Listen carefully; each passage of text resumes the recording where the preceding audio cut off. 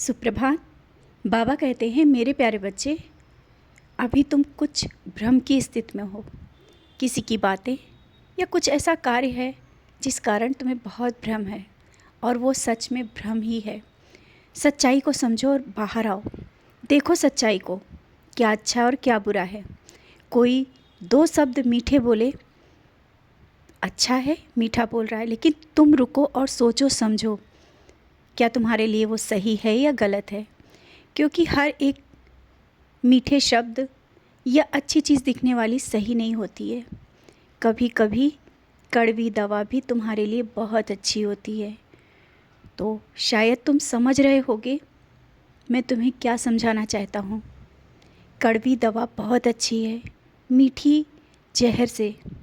अगर मीठा जहर है तो उससे दूर हटो और कड़वी दवा को स्वीकार करो। कड़वी दवा तुम्हारे लिए स्वास्थ्य के लिए बहुत अच्छी होगी, जीवन के लिए, आगे बढ़ने के लिए तुम्हारे लिए। कुछ लोगों के शब्द शायद कड़वे लगते हैं, लेकिन वो तुम्हारे लिए बहुत अच्छे हैं।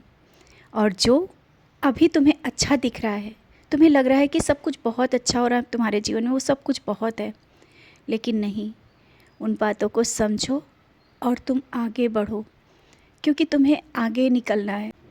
और तुम मेरे बच्चे हो, कभी तुम्हारे साथ कोई गलत कर नहीं सकता। और अगर तुम्हारा रास्ता सही नहीं है तो मैं तुम्हें वापस ले आऊँगा। मैं जानता हूँ तुम्हें किस रास्ते पे ले जाना है, किस रास्ते पे नहीं। शायद तुम्हें लगता हो कि तुम्हारी भक्ति, जो ये पूजा पाठ कर रहे हो, मुझ तक नहीं पहुँच रही है। और मैं स्वीकार कर रहा हूँ। आज इसी वक्त जब तुम मेरी नज़रों में देखोगे ना, तुम्हें सच्चाई समझ में आएगी। कठिनाइयाँ हैं, परेशानियाँ हैं, लोगों के ताने भी तुम्हें सुनने पड़ रहे हैं, लेकिन इसका मतलब ये नहीं कि मैंने तुम्हें छोड़ दिया या तुम्हारी भक्ति कम हो गई।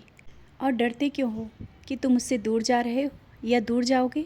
कभी नहीं ऐसा हो सकता है। तुम्हारा और मेरा रिश्ता जन्मों का है, इस जन्म का नहीं, जन्मों जन्मों का है। स्वप्न के माध्यम से भी तुमने बहुत कुछ देखा है, और अभी अभी जीवन में तुम्हें बहुत कुछ करना है। तुम्हें लगता है कि सब कुछ यहीं ख़त्म हो गया? नहीं, अभी तो शुरुआत हुई है। देखना अब तुम्हें मैं कहाँ पर पहुँचाऊँगा। बहुत कुछ जो तुम्हारे सपने हैं वो सब मैं पूरा करूँगा। तुमने कुछ सोचा है, शायद तुम्हें लगता है कि तुम्हारी सोच से बाहर है। कोई भी सपना, कोई भी तुम्हारी सोच ऐसी नहीं हो सकती जिसे मैं पूरा ना करूँ। समय लग रहा है, सबूरी रखो। सबूरी अगर तुम रखोगे ना, धीरे धीरे तुम्हें सब समझ में आता जाएगा कि कौन सा रास्ता सही है और कहाँ से धीरे धीरे रास्ते निकलते चले आ रहे हैं। कभी किसी रूप में, कभी भी किसी को भेज सकता हूँ, या मैं स्वयं आ सकता हूँ तुम्हारी सहायता के लिए। और शायद अब तुम समझ भी चुके हो, कभी भी मैं तुम्हें अकेला नहीं छोड़ता हूँ।